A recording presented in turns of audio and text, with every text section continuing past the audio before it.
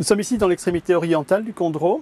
Le Condroz en tant que tel est une grande structure qui s'étale à travers la Wallonie d'ouest en est et qui est constituée de reliefs avec des tiges, des collines qui sont en fait sur un substrat de grès et des creux, ce qu'on appelle en langage local des chavets, qui sont dans le calcaire. Et donc cette alternance du paysage va se marquer aussi dans les matériaux. Et ici on est dans l'extrémité orientale, là où les structures se resserrent et où on a une alternance très rapide.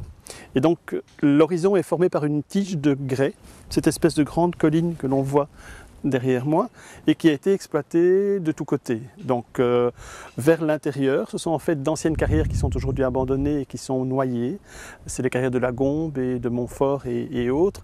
Et il y avait un très grand front parallèle à l'Ourthe, dont on devine encore les éléments à travers la végétation, qui était exploité très intensément, avec l'avantage que juste au pied se trouve l'Ourthe, qui était un moyen de transport important, et plus tard le chemin de fer, et la route évidemment aussi. Et donc c'était au XIXe siècle et au début du XXe siècle une des régions les plus importantes de production de pavés et de moellons de grès. Et donc la nature du substrat du Condroz va dicter directement l'architecture qui le surmonte. Et donc on va avoir une alternance de villages qui sont dominés par des calcaires. C'est plutôt dans les creux ou en tout cas dans les contreforts. Et le calcaire en général il est des gris avec des patines différentes, plus ou moins claires, mais dans une gamme de gris moyen. Tandis que le grès est une roche beaucoup plus colorée. Et donc les villages qui sont installés sur les sommets de collines vont montrer cette gamme de couleurs qui va du gris brun, gris beige, jusqu'aux ocres, voire éventuellement des lits de vin. Donc il y a une typologie qui est vraiment tout à fait dictée par la nature même du substrat.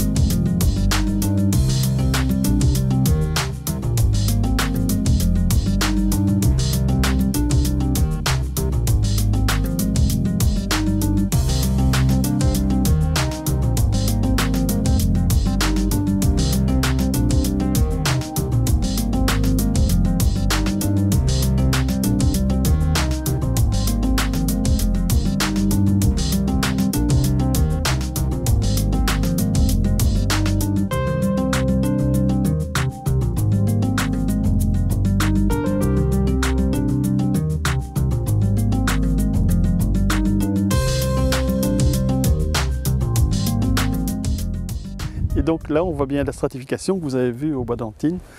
Et par ailleurs, donc, il y a la stratification donc, qui est naturelle, c'est la façon dont les roches sont déposées. Et puis il y a tout un réseau perpendiculaire qui sont des fractures, qui sont venues par la suite quand ça s'est tassé, quand ça s'est compacté, qu'on appelle des diaclases.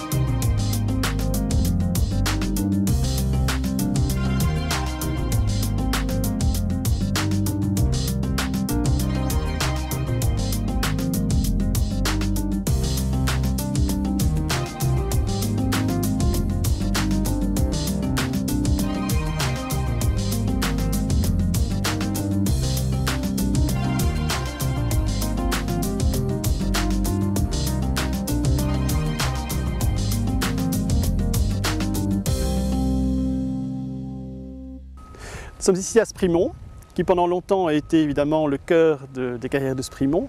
Les carrières existent depuis fort longtemps, certainement depuis le Moyen-Âge ou les temps modernes, mais elles ont connu une très grande phase d'industrialisation au XIXe siècle, lorsque, vers le milieu du XIXe siècle, un Hollandais nommé Mathieu van Roggen les a rachetées. Et Van Roggen est venu avec des idées tout à fait novatrices. Il a très fort développé l'extraction, l'activité de transformation et il a appliqué des technologies tout à fait de pointe. C'est lui qui a introduit l'électricité au tout début du XXe siècle, en 1904-1905, en faisant construire la grande centrale électrique qui est aujourd'hui le musée de la Pierre. Et donc Van Roggen a fait prospérer Sprimont. Il est mort en 1909, son fils a repris la succession. La guerre de 14 a marqué un événement brutal et une rupture dans l'activité industrielle. Et après la guerre, la reprise a été difficile. Et en 1921, il y a eu en fait un mouvement de fusion, plutôt financier qu'autre chose. Et c'est la Générale de Banque qui a fusionné deux grandes entreprises, Sprimont d'une part à l'est et Merbe-le-Château, donc près d'Erqueline sur la Sambre à l'ouest, pour en faire une structure qui s'est appelée Merbe-Sprimont. Et Merbe-Sprimont, dans les années 20 et 30, était la plus grande structure industrielle de la pierre au monde. Et donc les deux maisons mères étaient Sprimont d'une part et La Buissière d'autre part. Et donc Sprimont a connu un très grand développement aussi à cette époque-là, avec la production de pierre bleue, mais aussi de marbre et de différentes matières. Et après la Seconde Guerre, à nouveau la reprise a été un peu difficile. Et dans les années 80, en fait, Merbe-Sprimont a vendu certains de ses avoirs et les carrières de Sprimont ont été rachetées par la famille Brancaleoni. Il y a toujours eu des relations étroites entre le monde de la pierre et du marbre en Belgique et ce qui apparaît de nos jours comme le pays du marbre par excellence, l'Italie. Et donc cela a été en sens divers. En Italie se trouve dans la région de Carrare et en Toscane, dans les montagnes proches, un matériau tout à fait exceptionnel qui est un marbre cristallin, donc très différent de ce qu'on rencontre dans nos régions et dont les variétés les plus pures ont toujours servi à faire les plus belles statues. Que ce soit celle de Michel-Ange ou autre, c'est ce statuaire qui était le support de l'image des grands de ce monde. Et les grands, comme Louis XIV ou autres, avaient toujours un émissaire, un correspondant, un agent à Carrare qui sélectionnait, et dans la région, qui sélectionnait pour eux en fait les meilleurs blocs, ou qui essayait en tout cas pour les ramener dans leur pays d'origine. Napoléon n'a pas failli à la tradition et il a envoyé Henrot, qui était un marbrier originaire de la région de Givet, qui était son agent en fait en Italie. Et Henrot, après Waterloo, a trouvé que c'était plus intéressant de rester là-bas et il a fondé sa propre maison, Maison Henrot, qui a connu différents noms mais qui existe toujours et qui après 200 ans est toujours une des plus importantes maisons du marbre en Italie. Et il y a eu des mouvements en sens divers, également aussi des exploitations directes par des gens de chez nous, notamment la famille Puissant, qui était active dans la région de Charleroi, à Merbe-le-Château, qui avait là des usines et des carrières, mais qui a aussi racheté une carrière dans la région de Carrare. Et de nos jours, le Carrare le plus pur que l'on trouve, le plus blanc, le plus parfait, c'est le Carrare P, et c'est l'initiale de la famille Puissant. Par la suite, il y a eu des mouvements plutôt d'importation non seulement de matière mais de main-d'œuvre. Et après la guerre, après la Seconde Guerre, il y a eu des appels importants d'ouvriers qui sont venus travailler chez nous, tant dans le monde de la pierre bleue et des carrières de pierre bleue et de grès, que dans les ateliers de sculpture et de marbrerie où on travaillait toutes sortes d'autres matières. C'était les bureaux et la Maison Blanche à côté, directement jointif, c'était la maison du patron. Le musée ne s'est pas installé directement ici. Moi j'ai connu le musée quelque part dans des petits locaux et il est ici depuis les années 80. Il y a eu une restauration dans les années 90, mais il est en train d'être re-restauré à nouveau et surtout avec une toute nouvelle scénographie. Alors le musée, vous l'avez visité en son temps? Oui. C'était que dans la partie gauche et donc de nos jours ça va être...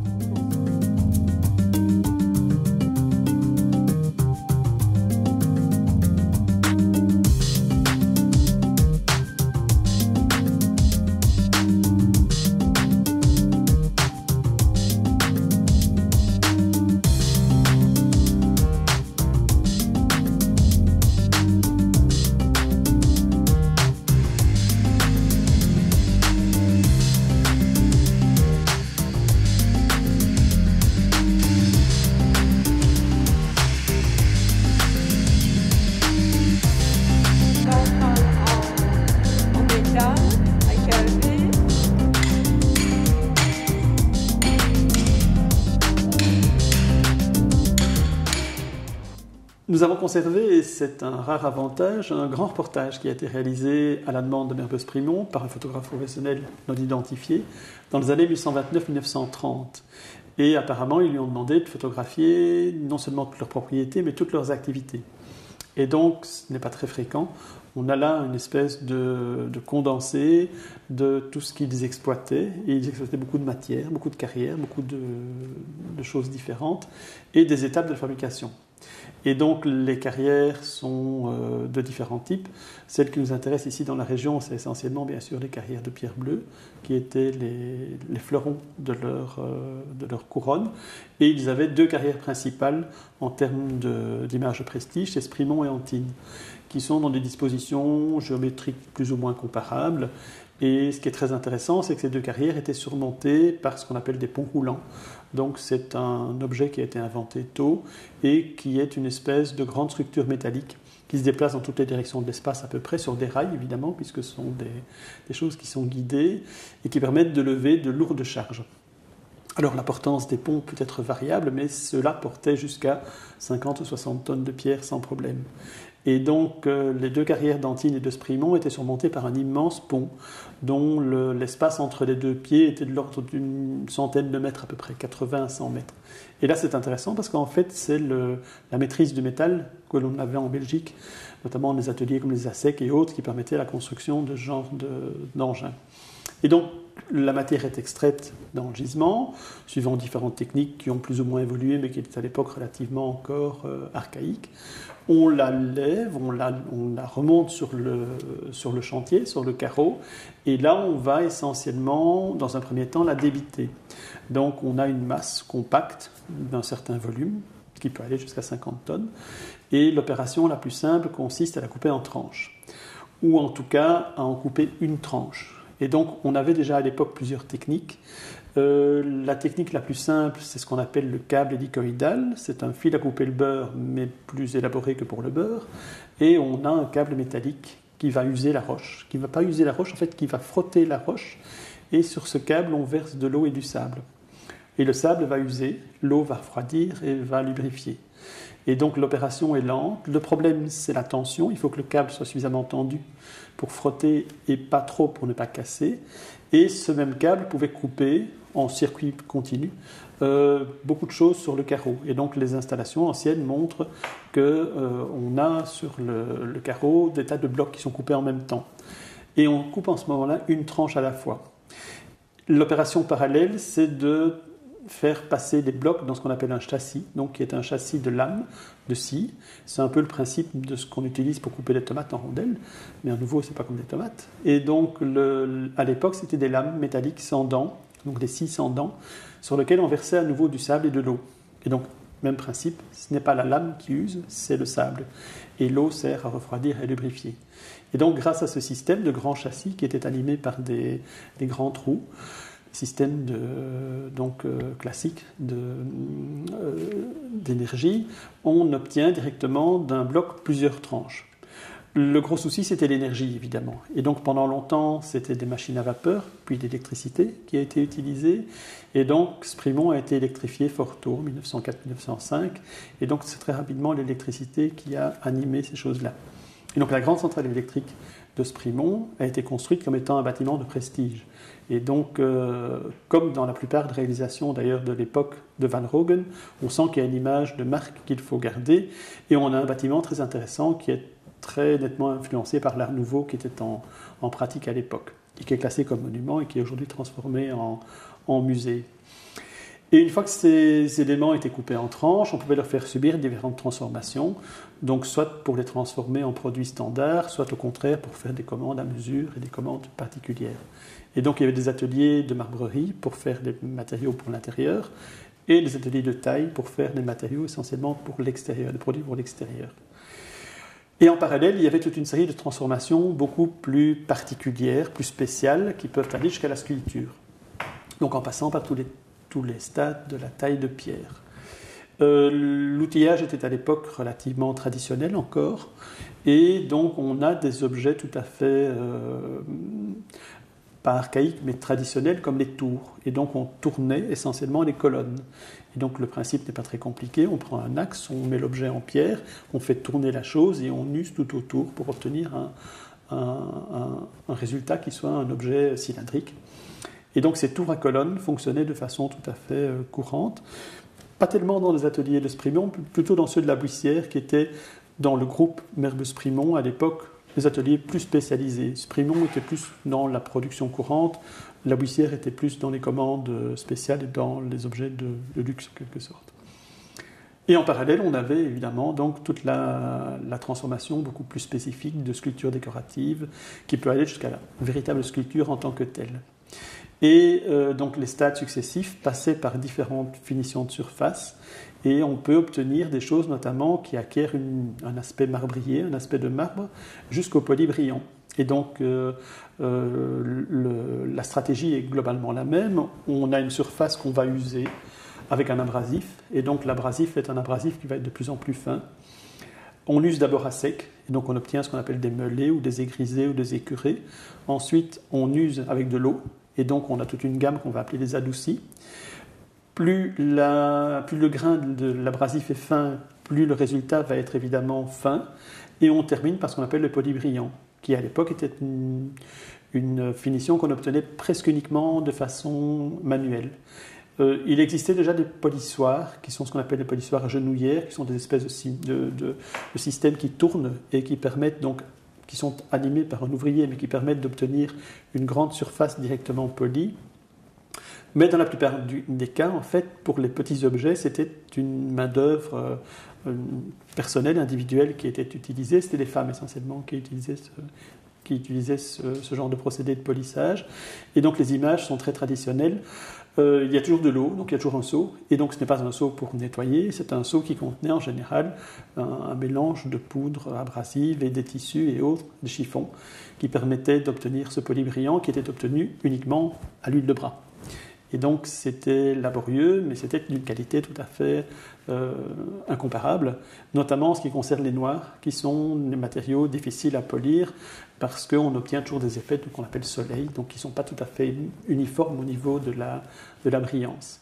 Et donc tout ça était accompli en interne dans les usines, et en parallèle, ce qui est intéressant, c'est que ces usines, qui étaient plus que des usines, qui étaient des espèces de cités, comportaient d'autres postes, comme par exemple des forges pour la réparation et la fabrication des outils, mais également des menuiseries pour tout ce qui est emballage et tout ce qui est manutention du bois, et aussi souvent des écoles en interne, où on apprenait donc non seulement l'aspect pratique, ça c'était des ateliers d'apprentissage, mais des écoles industrielles où on apprenait essentiellement par exemple le dessin pour les sculpteurs, ou la stéréotomie, donc l'art de couper et de concevoir la pierre dans la volumétrie de l'espace, ce qui n'est pas évident et qui demande notamment des notions de géométrie, de mathématiques qui sont déjà très intellectualisées. Donc toute une filière complexe de la carrière jusqu'au produit fini, en passant même éventuellement par les métiers de pose.